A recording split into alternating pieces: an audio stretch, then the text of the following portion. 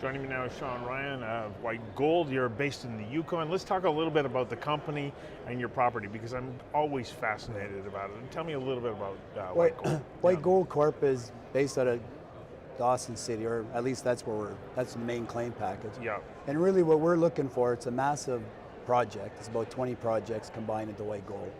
In one property, you've got 20 different projects. In one company, yeah, in a sense. So it's over 1 million acres. It's a massive system.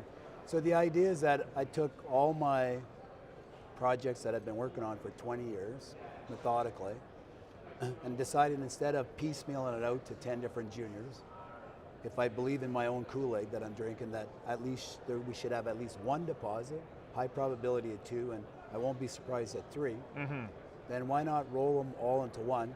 Because then at least we're guaranteed one. Yeah, right. With a better share position. So that's kind of the the method.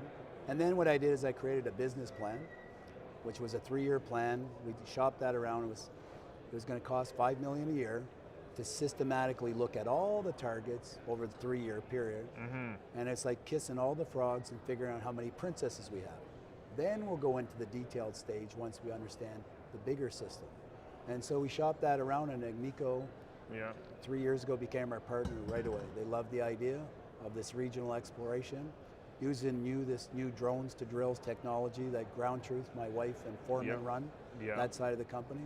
Yeah, and it was kind of good old, I call it 1980 exploration, where it was done by the book, no stone unturned, don't basically skimp, try to skip to the drill stage real quick, because the probability, as I say, this is the only business where the norm is to fail.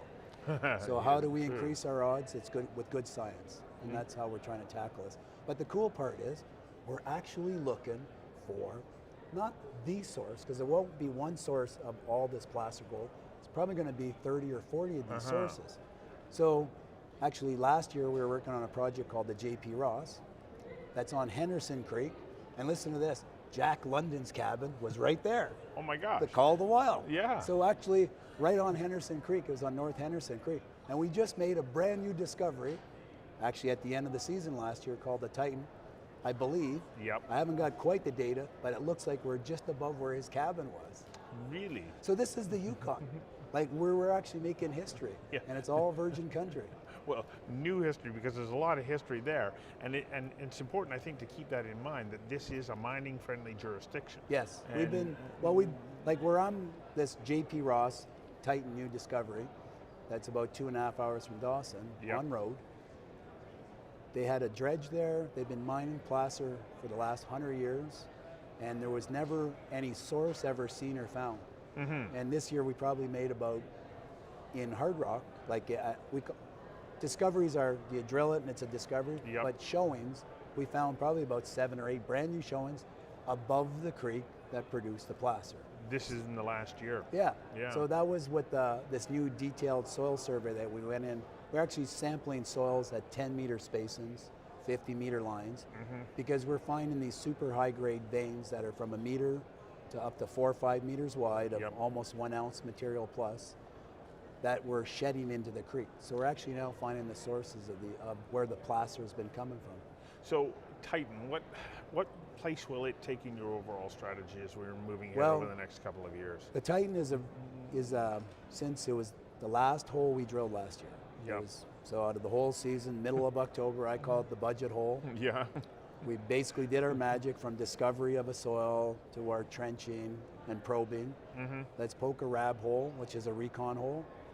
And we announced it at 7.5 meters at 72 grams, but it's really a 33-meter intersection of a ½ ounce, 14-gram material. So that was with the RAB hole. So the geology, it could be a little bit of cross-contamination, but geophysically, I believe it is what it is. It's actually that size. It's a magnetic ore body. It's magnetite. So we all know how well a magnet sticks on a fridge. So it's very easy to locate and model from a geophysics world. So that's kind of what I do. I bring in the geophysics guys. So that's the hole, number 1, that we're going to diamond drill middle of June. So that's where we're going to. So that's when you go back in the middle of June. Okay. So we may start RAB drilling ahead of time in April or May, but to confirm that hole, we'll diamond drill that probably from the first or second week of June. Those assays will probably come out by the end of July. Yep. But if it truly does confirm what we hit, that's one of the better holes seen in the Yukon in a long time. So that's going to spur on a bunch of excitement. Well, that's what I'm expecting anyways. Right. I'm putting my reputation on it. I guess those are forward-looking statements as a prospector. But that's not the only No. one of your developments So that- moving forward. So let's talk about a couple of the others, because you talk about you want to have 2 or 3 of those Yeah, that's right. princesses. And, So we have the Vertigo, it's 15 kilometers away. So there we drilled a bunch of fence drilling last year, and we hit some nice 2 to 3 meter intersections of 1 ounce material. So we could see there's about 6 potential structures. We kind of fan drilled those on wide space 100-meter hole spacings. So we're going to go in and tighten that up, get a little bit better constraints. And on that same property, we made about 4 or 5 drill holes, like on the Sabotage. That was, actually I forget the numbers, it was multiple grams over multiple meters. Right, okay. We had one 16 meters at 2.5 grams on the Stage Fright. So we have about 4 or 5 holes that we drilled that good success with the RAB. So we're going to go in and behind that with diamond drill to actually confirm that. So those are all going to be hits. And you've got an aggressive summer ahead of you. Yeah. Well, last year we spent about 13 million. This year we're going to be between 3 and 8, depending on where this ball moves. So, but we haven't quite, we're still actually playing with the data now, and that's kind of my job. And we actually have a new VP that just joined us, Terry Brace. And so he's got he's basically from Newfoundland, but he brings a lot of maturity to the company because he's been involved in the business as long as I have, and he's put mines into production. So he's going to bring a nice new flavor to the company, and I call it bringing the maturity to our system. Right. So as far as your financial needs right at the moment, are you covered for this year, or? Well, we have 5 million in the till. Yeah. So that's why we're saying we'll start with minimum with 3. Yeah. And we'll see if we bounce this, bump it up. When do we bump it up? We'll figure that out. But the last time we drilled some good holes, that was the Vertigo 2 years ago. Yep. The stock went from 80 cents to $2. So this is what I know where my good shots are lined up. Yep. And so do you start with a small budget and crank her up? So this is what we're going to figure out here. So as we look out a couple of years from now, what's your strategy? The goal of the company was never to delineate projects. So we have the white deposit we bought from Kinross, my original discovery. That thing, we grew it to about 1.5 million ounces over the last couple of years, because Kinross derated down to 1 million. So we cranked it a bunch of more holes, got it to 1.5 million ounces, but we're not supposed to be delineating drilling. We're supposed to be showing that it's got some size and merit. So theoretically, the original model was to basically to spin these discoveries out, isolate the asset, and then if like Nico or Kinross or Newmont wants to throw in 30, 40 million into that project, then we're not diluting White Gold. Right. And so White Gold's model and still is to hunt, find the targets, make sure if it's got legs, so have a phase 2 drilling, good diamond drill budget for a couple million. If it looks like it continue on, it's a good bona fide discovery, isolate the asset. So the idea was he who owns, because that's what my wife asked, how you getting money out of this deal if I'm not selling paper? Because I own a pile of paper. So it's he who owns White Gold paper will get Spinco paper. And then that's kind of like a dividend. And theoretically, you could take a little bit of money off the table and then go for the ride. But the idea is that White Gold, we should be able to do this. My real goal with White Gold is to go for the next 20 years. Because this is like owning 40% of the Timmins camp. And we're still making discoveries 100 years later. So because I know the science behind this is, I have 400,000 soils over 100 miles by this 30-mile corridor or 40 miles. I have 400,000 soils.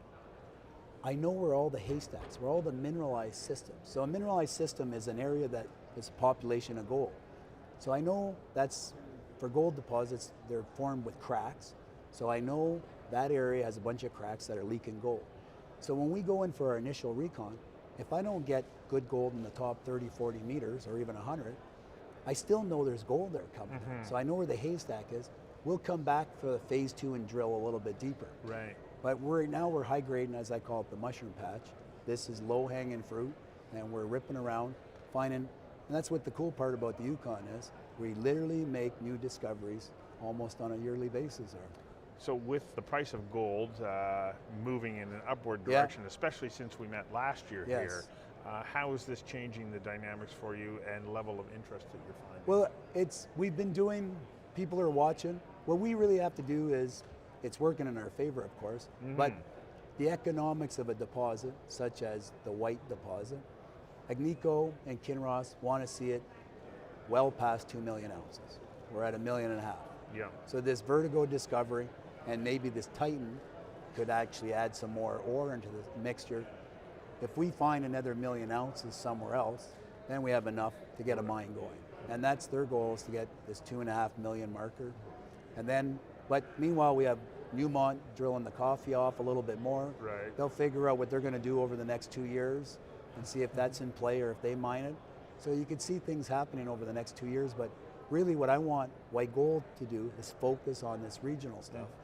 Isolate the assets. So the idea is that if I do my job right, the White Gold should be an isolated asset, the deposit itself. Basically the JP Ross, we're nearing that threshold by the end of the summer.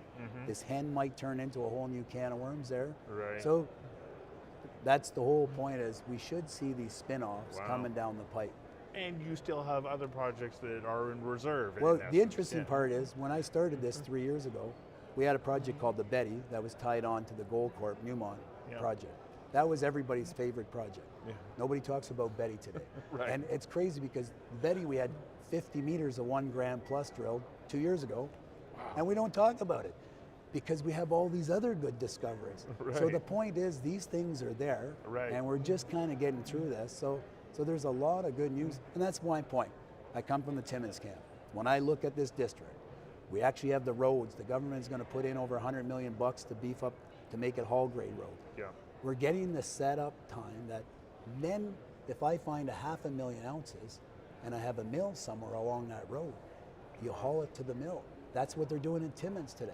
So this is basically, that was the vision 20 years ago, and it's happening. And people, when does a mining camp become a mining camp is the question I pose to a lot of companies. Is it 2 deposits? Is it 10 deposits? When do you call that? Well, we actually have 20 million ounces of placer found already in mine. So then that would be 10 head frames at 2 million ounces apiece. And then since then we found the White, that's 1.5 million ounces, the coffee, that's 4.5 million ounces, the QV, that's 230,000 ounces. When do you call it a camp? Are you going to wait till I find 20 of these? So that's why I say get yourself in line, because it's happening, and it's... Well, always there's a whole bunch of circumstances that are in play. There's the price of gold and so on. But clearly things are moving in the right direction. This is an enhanced story from last year. And I'm hoping that you'll come back next year and tell us it's unfolding as we envisioned. Well, and that's what's fun now. Like well, I have fun anyways. I'm a prospector, so you go walk in the hills and you get a nice rock with a bunch of juice in it. You're all excited. So, but it's materializing, and it's one step at a time. Patience, and we're going to get there. And that's what I could see this going for. Well, like the Timmins, it's going 100 years. So wow, that's fantastic. So stay tuned. Thanks for coming in and sharing that. Okay, thanks. See you next time.